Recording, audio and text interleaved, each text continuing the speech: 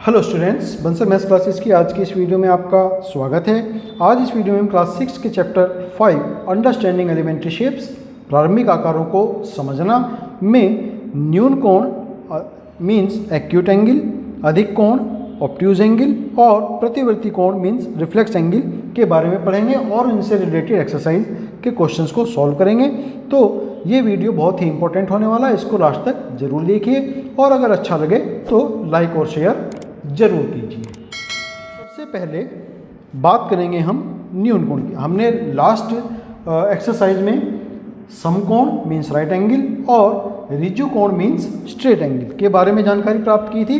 Right angle means 90 degree angle और straight angle means 180 degree angle. अब इनसे अलग सबसे पहले हम बात करेंगे न्यून कोण। न्यून कोण मीन्स एक्यूट एंगल।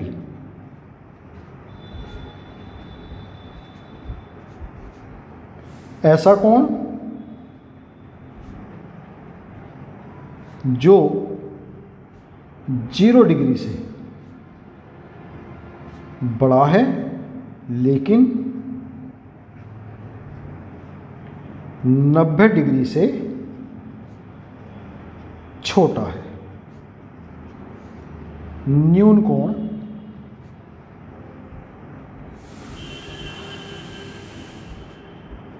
कहलाता है। Angle greater than 0 but less than 90 degree is called acute angle. इसके बहुत सारे एग्जाम्पल हमें देखने को डेली लाइफ में अपने मिलते हैं। जैसे यहाँ पर एंगल बन रहा है, ये एंगल हमारा क्या है? एक्यूट एंगल है। तो 0 डिग्री से बड़ा लेकिन 90 डिग्री से छोटा। फिर दूसरा है अधिक कोण।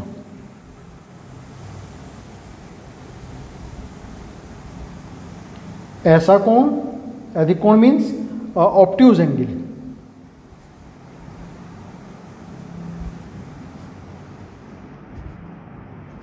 तो ऐसा कोण जो 90 डिग्री से यानी कि समकोण से बड़ा है लेकिन 180 डिग्री यानी कि ऋजु कोण स्ट्रेट एंगल से छोटा है। क्या कहलाता है वो? अधिक कोण, ऑब्ट्यूज एंगल वो कहलाता है। Angle greater than 90 degree means right angle but less than 180 degree means straight angle is called obtuse angle. तो इसके उदाहरण जैसे ये लाइन है और ये हमने यहाँ पर एक एंगल बनाया, 90 से बड़ा है, ये हमारा 90 है, इससे बड़ा है इतना एक्स्ट्रा है, लेकिन स्ट्रेट एंगल इससे इतना छोटा है। तो ये एंगल जो है वो हमारा ऑब्ट्यूज एंगल हो गया। फिर ये हमारा यहाँ पर था एक्यूट एंगल का एग्जाम्पल जो 90 डिग्री से छोटा था लेकिन 0 डिग्री से बड़ा था। ये न्यून कोण एक्यूट एंगल और ये अधिक कोण ऑब्ट्यूज एंगल। फिर तीसरा कोण है प्रतिवर्ती कोण।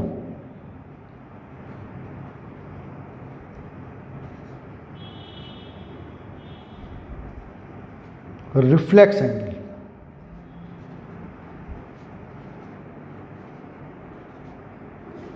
ऐसा कोण जो 180 डिग्री मीन्स ऋजु कोण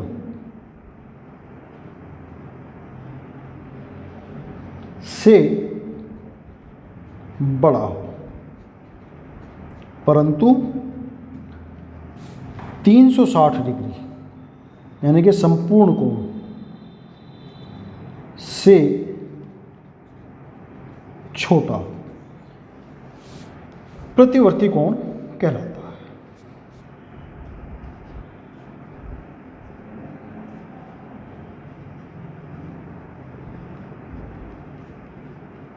an angle which is greater than 180 degree means straight angle but less than 360 degree means complete angle is called reflex angle.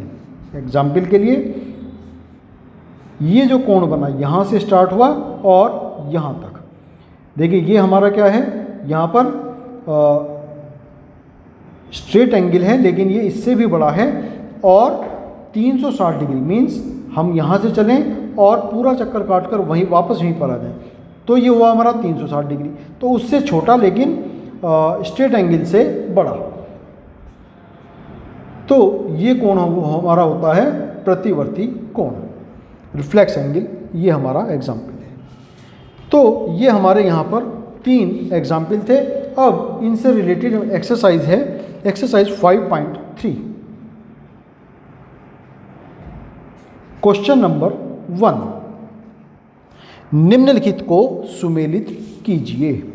Match the followings. यहाँ पर एक कॉलम में हमें एंगल्स के नाम दिए हैं, रिज्जु कोण मीन्स स्ट्रेट एंगल, समकोण मीन्स राइट एंगल, न्यून कोण मीन्स एक्यूट एंगल, अधिक कोण मीन्स ऑब्ट्यूज एंगल और प्रतिवर्ती कोण मीन्स रिफ्लेक्स एंगल। और हमें यहाँ पर इनका मैच करना है। ए है दूसरे कॉलम में 1/4 घूर्णन से कम।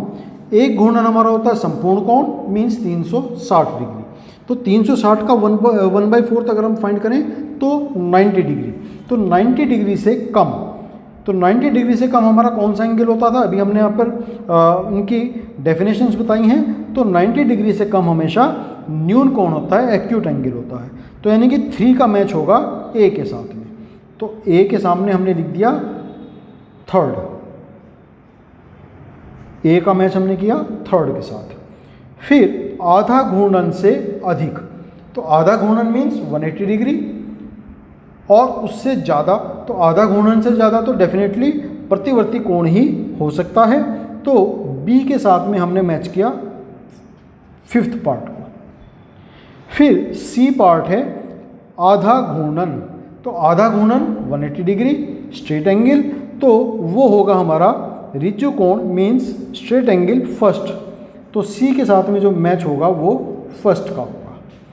फिर 1/4 घूर्णन 1/4, तो 1/4 घूर्णन से मतलब क्या हुआ कि 90 degree angle means right angle, तो राइट एंगल कौन सा है हमारा, सेकंड है, तो इसके साथ हमने मैच किया सेकंड को। अब इसमें बचता है 4th पार्ट, यानी कि अधिक कोण अभी हमारा किसी के साथ में मैच नहीं हुआ, तो या तो ई से होगा या एफ से होगा। तो ई क्या है 1/4 और 1/2 घूर्णन के बीच में, यानी कि 1/4 मीन्स 90 डिग्री और 1/2 मीन्स 180 डिग्री, तो 90 और 180 डिग्री के बीच में हमेशा ऑब्ट्यूज एंगल आता है, तो यानी कि ई के साथ में मैच होगा 4th का और एफ हमारा यहाँ पर खाली रह जाएगा। तो ये क्वेश्चन नंबर 1 था हमारा जिसमें हमें मैच करना था। तो ए का मैच हुआ थर्ड के साथ मीन्स न्यून कोण, बी का मैच हुआ 5th के साथ मीन्स प्रतिवर्ती कोण, सी का मैच हुआ फर्स्ट के साथ में मीन्स स्ट्रेट एंगल और डी का मैच हुआ सेकंड के साथ में मीन्स राइट एंगल और ई का मैच हुआ 4th के साथ में मीन्स ऑब्ट्यूज एंगल। नेक्स्ट है क्वेश्चन नंबर 2। यहाँ कुछ हमें एंगल्स बनाकर दिए गए हैं, उनमें से हमें बताना है कि कौन सा एंगल समकोण है या कौन सा रिज्जु कोण है या कौन सा न्यून कोण है, उनके हमें नाम वहाँ पर बताने हैं।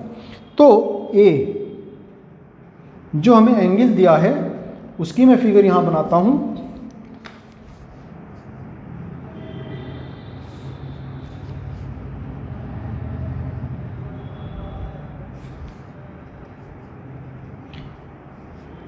ये एंगल, तो ये एंगल हमें देखने से ही पता चलता है कि 90 डिग्री से छोटा है और 0 से बड़ा है, तो इसका मतलब क्या हुआ कि ये एंगल होगा न्यून कोण, एक्यूट एंगल। फिर बी है इसके अंदर,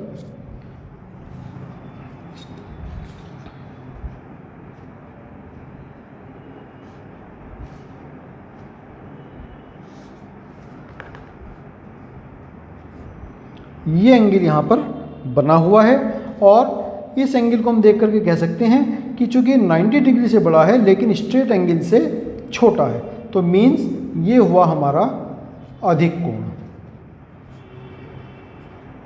ऑब्ट्यूज एंगल।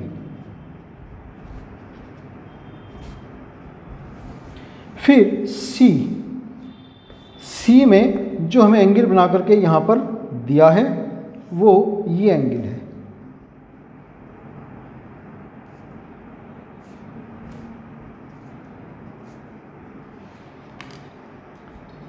तो ये हम देख करके क्लियरली कह सकते हैं कि this is 90 degree angle, right angle, समकोण।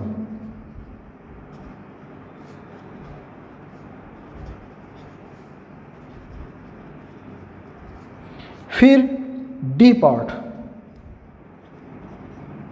यहां पर जो हमें एंगल दिया है वो इस तरह का एंगल है।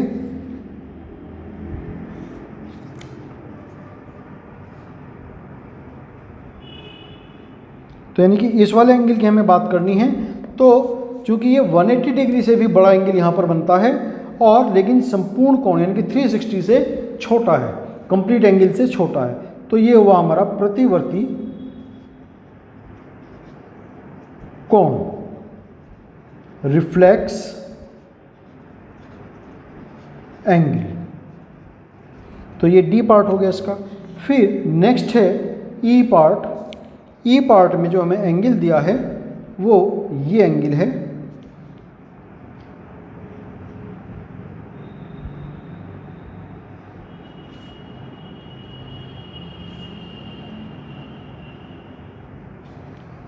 तो जिस तरफ गोला बना हुआ है, जैसे यहाँ पर ये इधर की तरफ गोला बना हुआ था तो इस एंगल की बात करनी थी, तो यहाँ पर ये गोला बना हुआ है और ये क्या है, एक स्ट्रेट एंगल है, रिज्जु कोण 180 डिग्री का।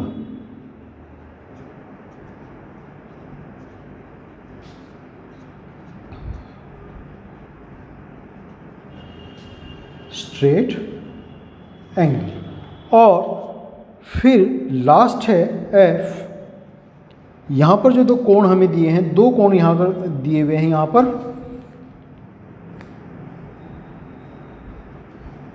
एम बनाया हुआ है,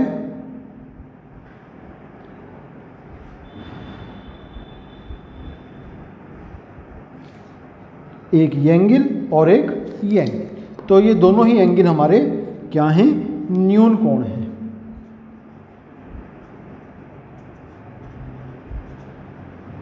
एक्यूट एंगल।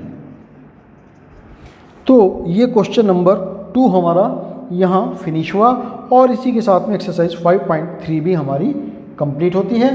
आज के लिए इस वीडियो में हम इतना ही करेंगे। नेक्स्ट वीडियो में हम इसमें जो है कोणों को, एंगल्स को किस तरीके से हम माप सकते हैं, कितने डिग्री का कोई कोण है, किस तरीके से उसको नापा जाए और डी की उसमें किस प्रकार से हम हेल्प ले सकते हैं, और फिर उसके बेस पर एक्सरसाइज 5.4 के क्वेश्चंस कुछ करने का प्रयास करेंगे। तब तक के लिए आपको शुभकामनाएं और आपका बहुत धन्यवाद।